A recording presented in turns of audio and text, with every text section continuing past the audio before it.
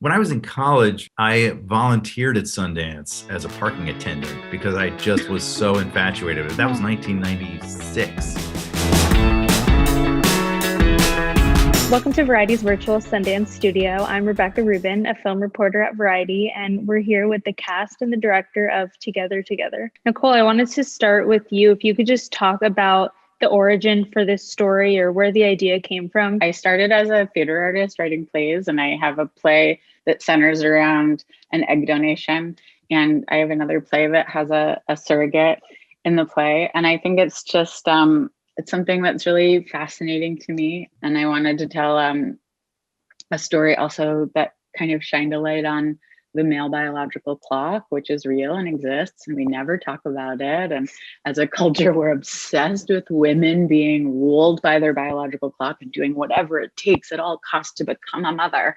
We need to change the representation of women in film, but also part of feminist filmmaking is changing the representation of men. That point is illustrated so clearly in this scene where you guys are shopping for a crib and the woman seems like she's sad for you and she thinks you're going to be a single mother. And then when she finds out, oh, it's actually you are going to be a single father, she perks up and you, Patti, your character asks, well, why was it depressing when I was a single mother? And now that he's a single father, it's okay. Can you guys talk a little bit about maybe filming that scene and the dynamic between your characters and maybe subverting some of these societal norms? I think just an interesting phenomenon in our lived experience as people is when people are just not self-aware of the deeper implications of their behavior and the words that they say. I think the movie does a great job of handling that in a very funny way. We have so many cultural ruts in terms of these norms or expectations that people have that they're not even aware of. And then the scene you brought up in particular, it pushes people out of those ruts. The way Nikole handles these things is so gentle that you don't even feel pushed. You feel sort of gently lifted out of a rut. A lot of people don't realize that they're perpetrating microaggressions. And so when storytellers can point it out and do it in a way that doesn't throw you back on your heels and make you super defensive, it can be a pretty magical thing. That is a bias that I think we're conditioned to have through the way it's represented in a lot of TV and film is I mean, if I thought of a single dad, I'd be oh, that is, I have that reaction, which is I'm unpacking, I'm learning, Nikole's teaching me a lot. Ed and Patti, you guys are both known for more comedic work. Not to say this movie doesn't have a lot of comedic elements, but was there something specific that appealed to you both about maybe taking on a role that was a little bit more dramatic? Yeah, I mean, I think it definitely was about being outside of my comfort zone. That felt really scary, but also kind of an exciting opportunity. And also after reading the script, knowing that Ed would be doing the same thing was kind of nice. I know he's done more. This isn't his only more grounded role, but I think it definitely is a very vulnerable thing to do. I'm at a point in my career where I'm just really eager to explore different things. And I think watching this movie, one might think, oh, this is a very small performance, certainly compared to a lot of what I've done in the past with broad comedy, and that maybe that's a simpler thing. But to me, it was a really fun and an intense challenge because there's so much specificity and nuance and in Nikole's storytelling that really wanted to rise to it. And in some ways that meant doing less, which weirdly is very, very hard for me.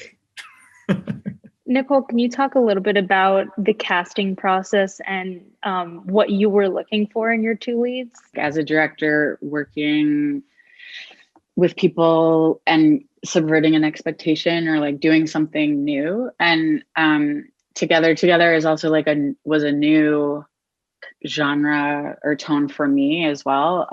My first film, Stockholm, Pennsylvania, is wildly different. So I knew that I kind of wanted to journey into that newness.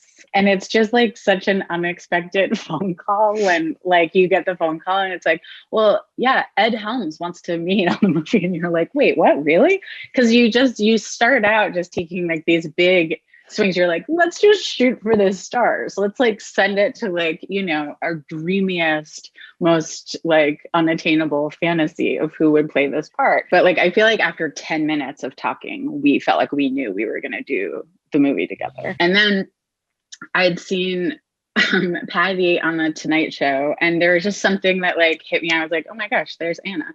And then, you send the script over and you're like, again, shooting for the stars, scratching off that lottery ticket. And then it's like, oh yeah, Patti wants to meet. And then we had like a lunch, all three of us, which is like such a funny thing. It's like a blind date. It's like you're fixing up two friends, but you don't leave, So I was like, here, like Ed, meet Patti, Patti, meet Ed. Like, I think this will be great. And then you just pull up a chair and watch what happens. I feel like the script also has such a specific sense of humor. Were you guys able to give any of your influence or any jokes on the script? I love to tinker and manipulate language throughout a filming process. And this one was really organic and fun. And I do feel like there was a lot of conversation that the three of us had about, is this the best way to say this? Is it the funniest? Mm-hmm. Or is this the most sort of emotionally true or real way to say it? And I think we improvised a few moments here and there, not just comedically, but kind of, I think, finding emotional truth, which is some of my favorite approach to acting sometimes. It is like really watching these characters, these people that I'd spent, however long with in the writing process, just alone and like a different kind of relationship. And then like Ed and Patti come in and like really dig in. And then it is like you watch them become these like three-dimensional, independent, these people independent from my own imagination or my own ideas. And it's like a beautiful thing. It really is. Patti, I wanted to ask you a question also about your character. And Hollywood has made some progress with transgender actors, but there's obviously still a lot of progress that can be made. And I wanted you to discuss a little bit just playing a cisgender character in this movie and what that means. It was a magical experience to get to do this, because I just never imagined I would be playing that character and never imagined that opportunity would come to me.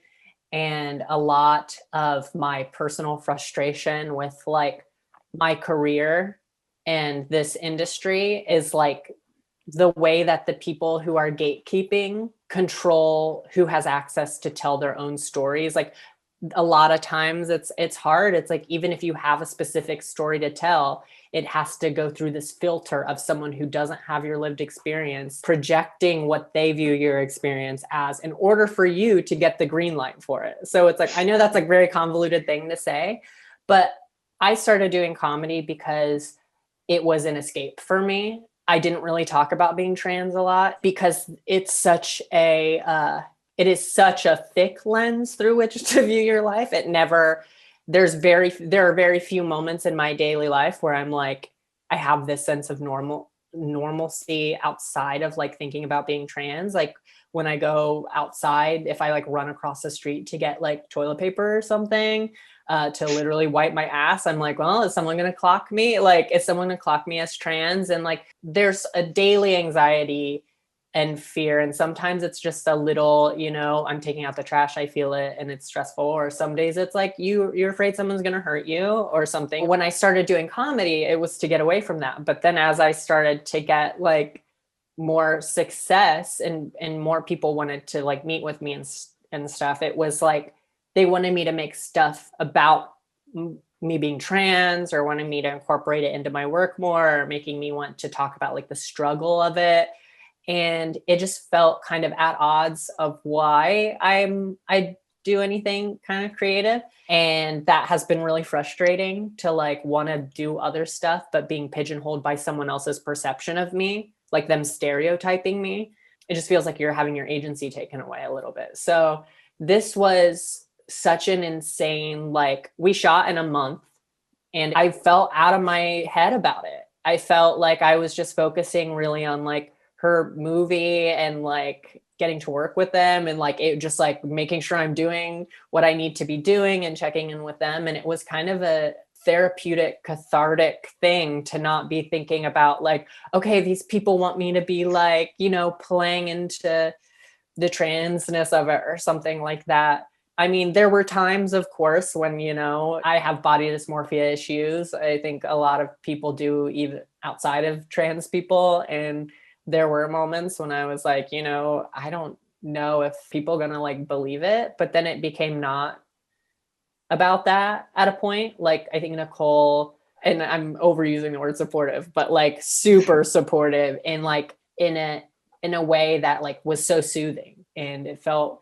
really nice. And I know that there are political like implications of it, but looking at like the process of working on it and, you know, the choice to do it, it felt much simpler than that. It was like, I just want to get to do this cool thing that I'm probably not going to get a lot of opportunities to do this again. So yeah.